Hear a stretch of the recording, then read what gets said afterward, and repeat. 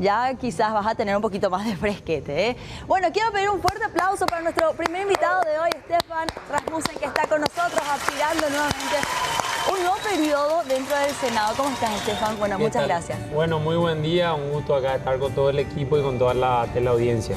Bueno, estamos en la lista número 8, ¿verdad? Ya en la recta final de toda esta campaña que se está haciendo para, bueno, o mantener los cargos, ¿verdad? En tu caso, por ejemplo, y seguir trabajando en favor de la ciudadanía. O bueno, para vincular también a gente nueva dentro de la Cámara, ¿verdad? ¿Cómo ves en este momento todo este último tramo de las elecciones? Bueno, me presento, mi nombre es Stefan Rasmussen, soy senador nacional por el periodo 2018-2023. Me candidato nuevamente por la lista 8, la lista del partido Pachaquería. Estoy como la opción 3 dentro como candidato a senador de la Cámara de Senadores.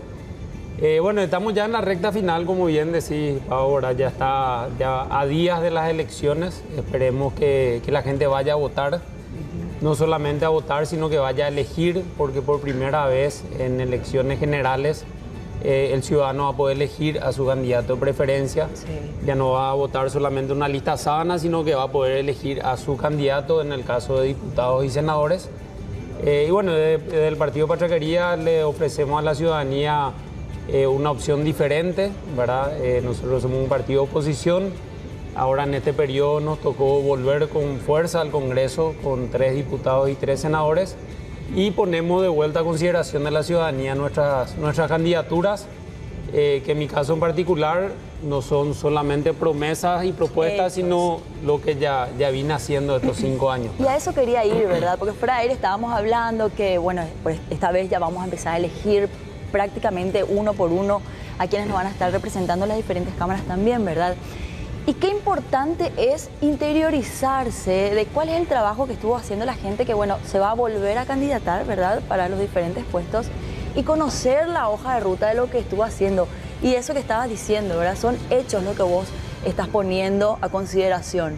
Así es, bueno, nosotros entramos hace 5 años en una propuesta de renovar la política desde adentro. Yo particularmente me enfoqué en 3 áreas. La primera y más difícil dentro de la política es la lucha contra la corrupción, ¿verdad? De hecho, impulsamos varias pérdidas de investidura, a varios colegas por indicios de corrupción, también impulsamos varios juicios políticos a ministros de Corte.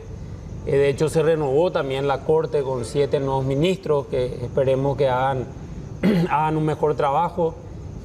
Trabajé mucho también en cuidar los impuestos de la gente, el dinero de la gente. Cierto. Porque muchas veces en el Estado, cuando se habla de dinero público, el político, el legislador, el ministro, el presidente de la República, cree que es dinero suyo, digamos. Y ese dinero es de la gente, ¿verdad? Es de todos los ciudadanos. Siempre impulsaste la austeridad en los gastos públicos. La austeridad sobre todo porque hay demasiado mal gasto, ¿verdad? Entonces la primera reacción, digamos, es no, vamos a aumentar impuestos, vamos a aumentar impuestos. Y finalmente el impuesto obviamente paga el ciudadano, ¿verdad? Entonces hay que tener mucho cuidado con eso.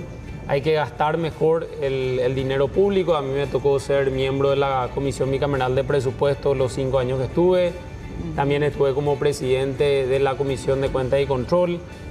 Bueno, y el tercer eje que trabajé bastante es en varios proyectos muy cerca de la gente.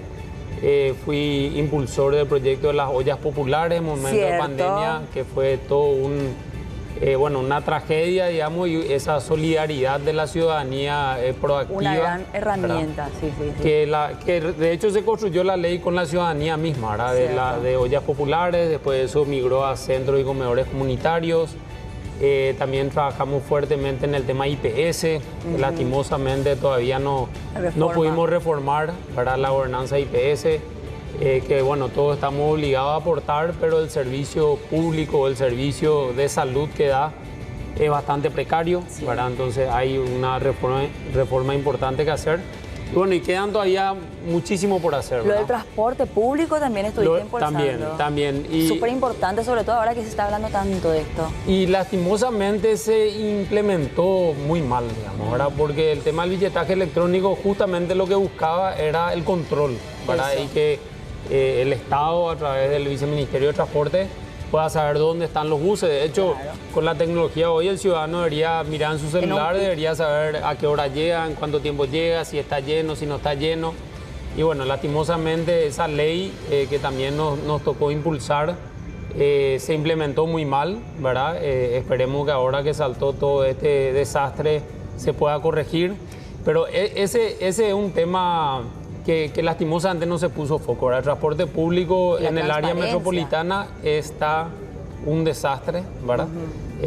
Yo creo que, y esperemos que con todo esto que salió a luz, se dé un giro un poco en ese tema, ¿verdad? Muchas veces se enfoca mucho en rutas, en asfalto, que son muy importantes, pero el transporte público tiene una incidencia directa en el ciudadano, ¿verdad? Y en la economía, en el progreso, o sea, en todo, en el desarrollo. Y en la calidad de vida, ¿verdad? Exacto. Finalmente el Estado, estamos ahí, digamos, los políticos para dar respuesta a la ciudadanía, para mejorar su calidad de vida, para mejorar la educación, la salud, el transporte público, bueno, y todo lo que es infraestructura, ¿verdad?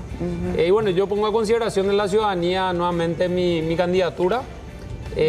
A veces el pedir, digamos, la reelección inclusive es un desafío más importante, ¿verdad? Sí. Porque la primera pregunta que te hace el ciudadano con toda razón es, bueno, ¿y qué hiciste, verdad? Sí. Entonces, ahora con la tecnología, obviamente está a disposición toda mi hoja de Todo lo ruta. Yo presenté cerca de 70 proyectos de leyes, otras tantas 200 declaraciones, resoluciones y demás.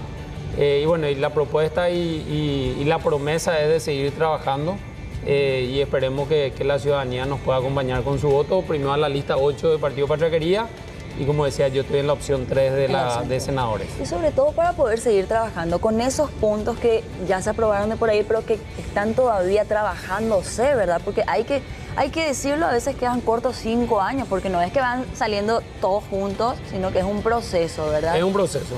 Es un proceso, muchas veces se le dice al ciudadano que se va a solucionar todo o que hay una persona que va a hacer todos los cambios, el Salvador y demás. Y bueno, en política eso no existe, ¿verdad? Hay que hacer los cambios, las reformas. A veces las reformas llevan tiempo, llevan obviamente conversaciones. Y bueno, nosotros estamos trabajando ya hace más de un año con el Partido Patria Quería, teniendo candidatos a lo largo y ancho de todo el país, ¿verdad? Candidatos a diputados, candidatos a senadores, candidatos a concejales departamentales. Y bueno, ponemos a disposición de la ciudadanía nuestras candidaturas y sobre todo que la gente vaya a votar, ¿verdad? Es la invitación, sí. Sobre todo los jóvenes, ¿verdad? Que tantas veces uno reclama con razón, ¿verdad? Que no hay educación de calidad, que no hay transporte público de calidad, que no hay salud de calidad. Y ahora todo eso se define a través de la política, ¿verdad? A través del Estado. Entonces que vayan a votar, sobre todo que vayan a votar los jóvenes. Como decía, además de votar, tienen la posibilidad de elegir a su candidato con el desbloqueo de las listas sábanas, Cierto. que fue un proyecto también del Partido Patria Quería. Ya hace 17 años y finalmente ahora hace unos años se pudo promulgar esa ley, ¿verdad? Estefany, ya que hablabas de los jóvenes, ¿verdad? E invitando a los jóvenes sobre todo que se involucren con su voto al menos, ¿verdad? Ya que de repente no todos podemos acceder a esa carrera política, ¿verdad? Los que pueden hacerlo, genial. Pero por lo menos que vayan a votar. Vos desde los 35 años estuviste integrando, fuiste de hecho el senador más joven. Sí, así es. La edad mínima para ser senador nacional es 35 Sí. años. Yo fui electo con 35 años hace 5 años, ahora tengo 40 años. Y sí, el involucramiento de la gente no es solamente de participar activamente en política, Claro. sino de que vaya a votar, ¿verdad? Hay cerca de 5 millones de ciudadanos habilitados para votar el 30 de abril. Ahora con la tecnología, digamos, uno puede acceder a través de la página del Tribunal Superior de Justicia Electoral, pone su cédula, su fecha de nacimiento, ya sabe dónde vota, ¿verdad? Porque también lo otro importante es decir que ya hace varios años, también a través de una ley del Partido Patria Quería, hay lo que se llama inscripción automática, ¿verdad? O sea, todos los jóvenes que cumplieron 18 Ya están años, inscritos. a partir del año, creo que fue 2009, ya están inscritos directamente, ¿verdad? Entonces, no tienen que hacer, digamos, esa burocracia de la inscripción, pues muchos dicen, no, yo no estoy inscrito, yo nunca voté, y bueno, hay inscripción automática, pueden entrar a la página web del Tribunal Superior de Justicia Electoral, poner su número de cédula, su fecha de nacimiento y ahí le va a decir en qué colegio vota, en qué mesa vota, en qué orden de votación está, ¿verdad? Entonces invitarle a la ciudadanía que vaya a votar el 30 de abril. Para ir cerrando la nota, Estefan, podríamos decir que estos pilares dentro del Senado van a seguir siendo el cuidado del dinero público y el combate, digamos, al despilfarro. Sí, así es. Eso y también trabajar muy cerca de la gente en temas concretos, ¿verdad? Por ejemplo, el tema IPS, el tema de las ollas populares, el tema de los centros y comedores comunitarios.